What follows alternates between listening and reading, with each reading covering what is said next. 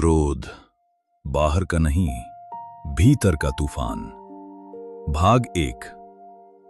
मेरे प्यारे आत्मन, प्रेम और शांति के साथ आज हम एक ऐसे विषय पर चिंतन करने जा रहे हैं जो हर मनुष्य के जीवन को छूता है, लेकिन बहुत कम लोग उसे सही रूप में समझ पाते हैं।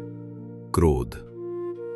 हमने बहुत सुंदर और गहराई से इस बात को पकड़ा है कि क्रोध अक्सर वहां निकलता है जहां सामने वाला हमसे कमजोर होता है। यह कोई साधारण अवलोकन नहीं है, यह मन के बहुत गहरे विज्ञान को छूता है। आज के इस सत्संग में हम उसी पर धीरे धीरे उतरेंगे, बिना जल्दबाजी, बिना निष्कर्ष पर कूदे, बस देखते हुए, समझते हुए।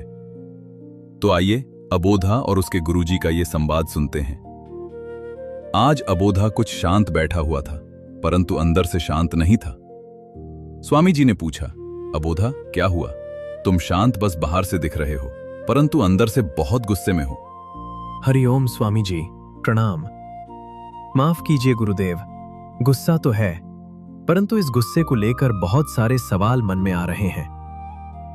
आओ बैठो यहां, शांत हो जाओ और बोलो, क्या सवाल आए हैं मन में? क्रोध वास्तव में क्या है गुरुदेव?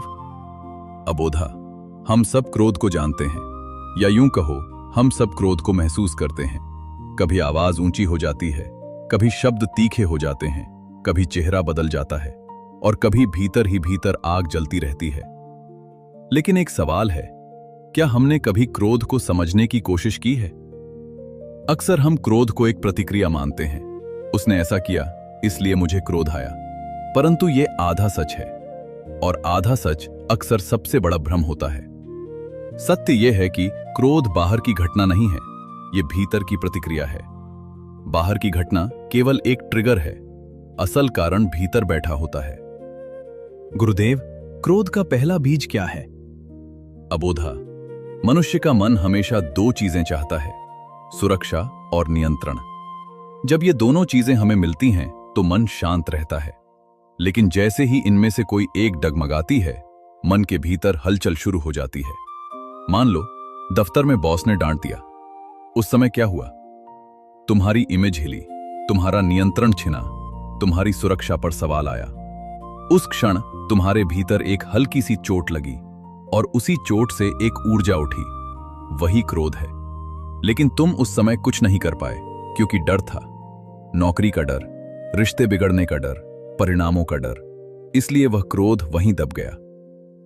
दबा हुआ क्रोध मन में क्या करता है गुरुदेव?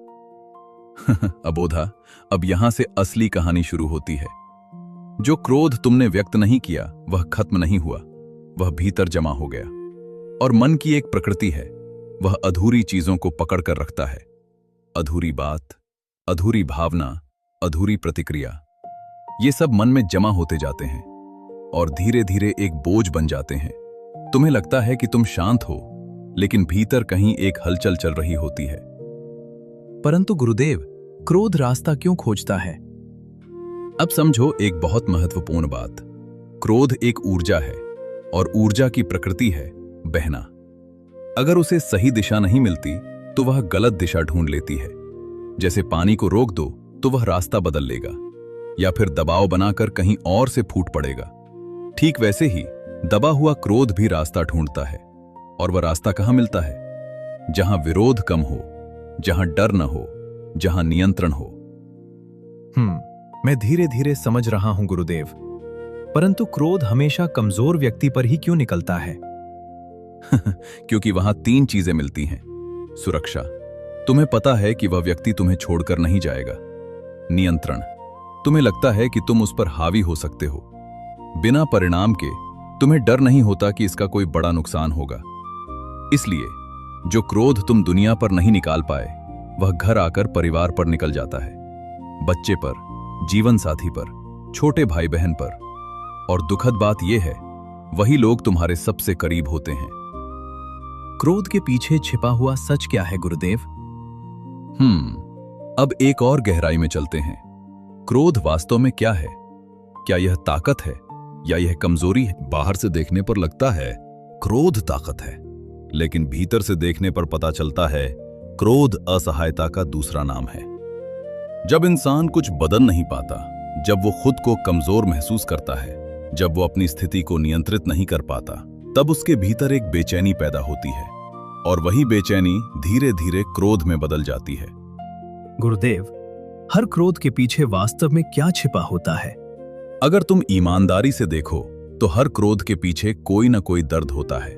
अपमान का दर्द, असफलता का दर्द, तुलना का दर्द, अनदेखा किए जाने का दर्द। लेकिन उस दर्द को देखना आसान नहीं है, क्योंकि वो तुम्हें कमजोर दिखाता है।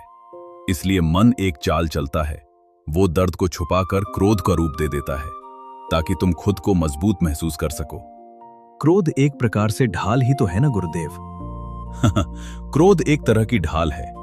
जब तुम आहत होते हो तो तुम्हारा मन खुद को बचाने के लिए क्रोध का सहारा लेता है। जैसे कोई बच्चा डरता है तो वो चिल्लाने लगता है, वैसे ही जब अंदर डर होता है तो बाहर क्रोध दिखाई देता है। लेकिन क्रोध एक आदत बन जाता है गुरुदेव। धीरे धीरे ये एक पैटर्न बन जाता है। बाहर दबाव, भीतर गुस्सा, सुरक्षित जगह पर विस्फोट। ये चक्र बार बार दोहराया जाता है और फिर ये आदत बन जाती है। फिर इंसान को खुद भी पता नहीं चलता कि वो क्या कर रहा है। उसे लगता है मैं तो बस प्रतिक्रिया दे रहा हूं, लेकिन वास्तव में वो एक पुराने पैटर्न में जी रहा होता है। क्रोध का रिश्तों पर क्या प्रभाव पड़ता है? अब इसका सबसे बड़ा असर कहां पड़ता है? रिश्तों पर। जो लोग तुम्हें सबसे ज्यादा प्यार करते हैं वही तुम्हारे क्रोध को सहते हैं। धीरे धीरे बच्चे डरने लगते हैं, जीवन साथी दूरी बनाने लगता है, घर का माहौल भारी हो जाता है और तुम्हें समझ नहीं आता कि ऐसा क्यों हो रहा है।